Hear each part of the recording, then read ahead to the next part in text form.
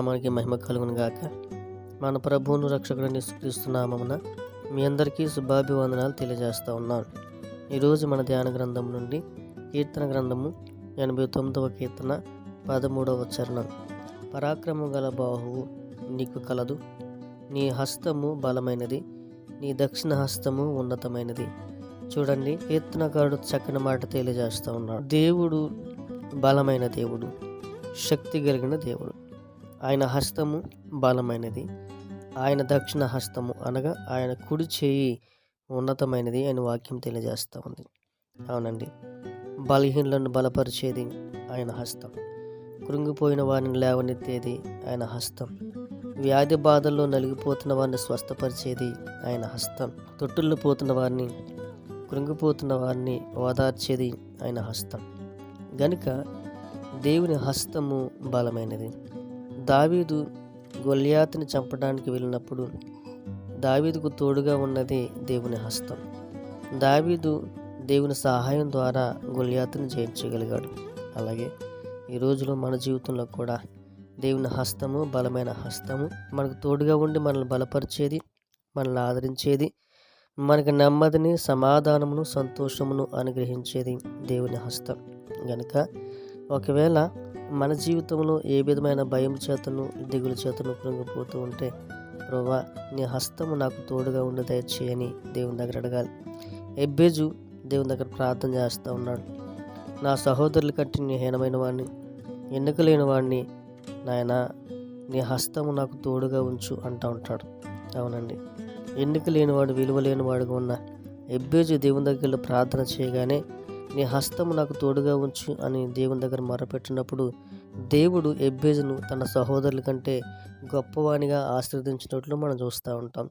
కనుక నీ జీవితంలో ఎవరు నీ పక్షాన లేకపోవచ్చు, ఎవరు నీకు తోడుగా లేకపోవచ్చు, కానీ నీ సమస్యలు, నీ కష్టంలో, నీ ఇబ్బందులు నీ పక్షాన వ్యాజ్యమాడి గొప్ప విజయాన్ని కలిగించేవారు ఎవరైనా ఉన్నారనంటే అది సృష్టికర్త అయిన దేవుడు, ప్రభువైన యేసుక్రీస్తు వారు. కనుక ఆయన బలమైన హస్తం మనకు ఎప్పుడు తోడుగా ఉంటుంది. ఆయన కుడి చెయ్యి మనల్ని ఎప్పుడు కూడా ఆదరిస్తూ ఉంది. అందుకని ఆయన శిలువలో వేలాడుతున్నప్పుడు ఆయన 2 చేతులకు మేకులు గుచ్చబడ్డాయి, ఆయన కాళ్లకు మేకులు గుచ్చబడ్డాయి. అంటే ఆయన విస్తారమైన ప్రేమ మనల్ని దగ్గరికి తీసుకుంటూ ఉంది. ఆయన విస్తారమైన ప్రేమ మనల్ని కనికరిస్తూ ఉంది. గనుక ఆయన బలమైన హస్తం మనల్ని ఆదుకుంటుంది, ఆయన బలమైన హస్తము మనల్ని ఆదరిస్తుంది, ఆయన బలమైన హస్తము మనకు నెమ్మదిని కలిగజేస్తుంది. మన జీవితంలో ఎదురవుతున్న ప్రతి సమస్యలు, శోధనలు దేవుని మీద ఆధారపడుతూ, ఆయన మీద ఆడుకుంటూ మనము ఆత్మీయతలో ముందుకు సాగిపోవాలి. శద్రక్, మిషక్, అబేద్నెగోలు అగ్నిగుణంలో పడివేయబడ్డప్పుడు వారు దేవుని స్తుతిస్తూ ఉన్నారు, ఆదరిస్తున్నారు.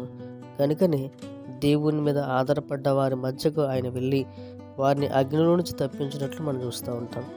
వారు అగ్ని నుంచి బయటకు వచ్చిన తర్వాత వారు తల వెంట్రుకలను, వస్త్రములను కాలినట్లు ఎక్కడ కూడా లేదు.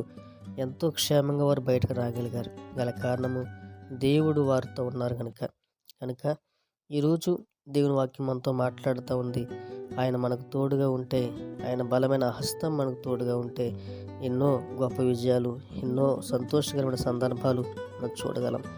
మన బలము, మన శక్తి, మన జ్ఞానం చేత మనం ఏం చేయలేం. కానీ దేవుని కృప ద్వారా, దేవుని సహాయం ద్వారా, దేవుని కాపుదల ద్వారా మన జీవితంలో ఎన్నో గొప్ప విజయాలు, ఘనమైన విజయాలు మనం చూడగలం. కనుక దేవుని పిల్లలుగా, దేవుని వారసులుగా ఆయన హస్తము బలమైనది, ఆయన దక్షిణ హస్తము ఉన్నతమైనది. కనుక ఆయన దయారెక్కలలో మనం క్షేమకరంగా ఉంటూ, ఆయన మీద ఆధారపడుతూ ఆత్మీయతను మనం ముందుకు సాగిపోదాం. కోడి తన పిల్లలను రెక్కల చాట్ల భద్రంగా ఉంచినట్లుగా మనం ఎప్పుడైతే ఆయన రెక్కల నీళ్ళలోకి వెళ్తామో ఆయన మనల్ని క్షేమంగా ఉంచుతారు, మనల్ని బలపరుస్తారు, మనల్ని ఆదరిస్తారు. అటు ధన్యత, కృపా దేవుడు మనకి ఇచ్చి నడిపించి బలపరిచి సహాయం చేయనుగాక. ఆమేన్. ప్రార్థన. పరిశుద్ధుడా మీకు వందనాలు. మరొకసారి మీ పాస్తునికి ఇచ్చిన కృపను బట్టి నీకు వందనాలు. ఎందరైతే వాక్యం ఉన్నారో వారందరూ బలపరచమని, నీ సన్నిధిగా అతని బిడ్డలపై ఉంచమని యేసు నామమున నడుచున్నాను తండ్రి. ఆమేన్.